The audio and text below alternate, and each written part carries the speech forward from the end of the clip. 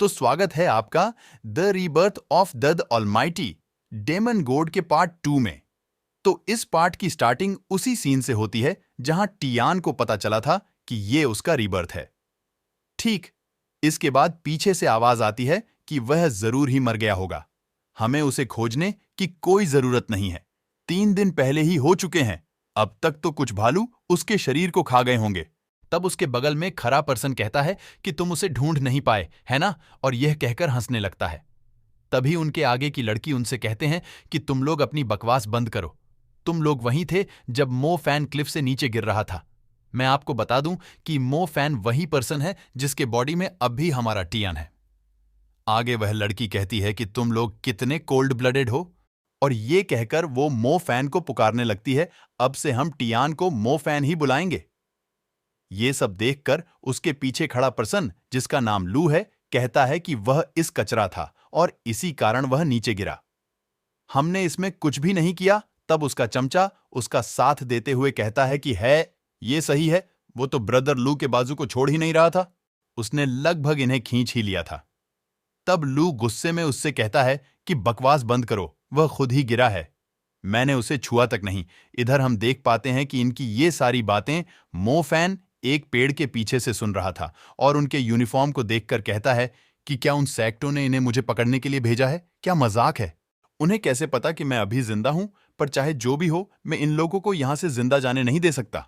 और फिर उन पर अटैक करते हुए कहता है कि अब तुम लोग मरोगे। पर हम देखते हैं कि उन सभी ने इसके अटैक को डॉज कर लिया होता है। ये देखकर मो फैन काफी शॉक हो जाता है और अपने मन में कहता है कि ये सब क्या हो रहा है, मेरी सारी डेमोनिक टेक्निक्स कहां चली गई। तभी लू उस पर अटैक कर देता है और कहता है, अभी तुमने क्या कहा, तुम हमें मारोगे?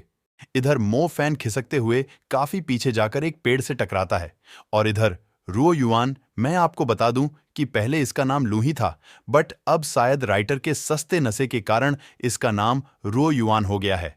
पर कोई ना, हम इसे लू ही बुलाएंगे। वो अपने साथियों की ओर फ्लेक्स करते हुए कहता है कि ये मैं हूं रुओ युआन।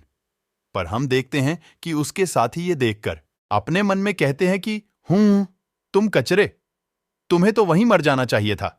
इधर हम देखते हैं कि वो लड़की मो फैन के पास जाते हुए कहती है कि क्या हुआ, क्या तुम हमें पहचान नहीं पाए? पर मो फैन उसे पूरी तरह इग्नोर करते हुए अपने मन में कहता है कि ये इम्पॉसिबल है, मैं डीमन गॉड कैसे इन चूजों से हार सकता हूं।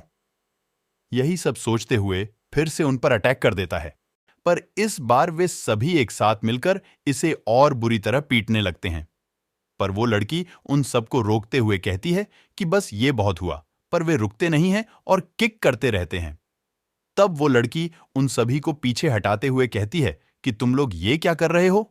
तब वे कहते हैं कि ये बस एक सेल्फ डिफेंस है, क्या तुमने देखा नहीं कि इसने हम पर पहले अटैक किया था? इधर हम देख पाते हैं कि हमारे मो फैन की हालत काफी खराब हो गया होता है और वह बेहोश होते हुए कहता है कि ये बॉडी बहुत ज्यादा वीक है। फिर हमें उस समय का सीन दिखाया जाता है जब उसका स्टूडेंट उसके पिछले लाइफ में उस पर हैमर से अटैक कर देता है, ये कहते हुए कि डीसी टियान, अब तुम हेल में जाओ। तब टियान उसके हैमर को रोकते हुए कहता है कि तब तो मैं तुम्हें भी अपने साथ ले जाऊंगा, चाहे जो हो जाए। तब उसका स्टूडेंट हंसते हुए उससे कहता है कि क्या तुम्हें सच में लगता है कि ये हैमर? बस इतना कहने की देर थी कि तभी कोई हमारे मो फैन को चाटा मारता है, जिससे हमें यह समझ आता है कि ये सब बस मो फैन का एक सपना था और ये चाटा मारने वाली और कोई नहीं बल्कि वही रेड ड्रेस वाली लड़की थी। और इसी के साथ हमारा ये चैप्टर यही खत्म होता है। और यदि आप लोगों को एक लॉन्ग वीडियो चाहिए तो इस पर 10 लाइक कंप्लीट कर दें।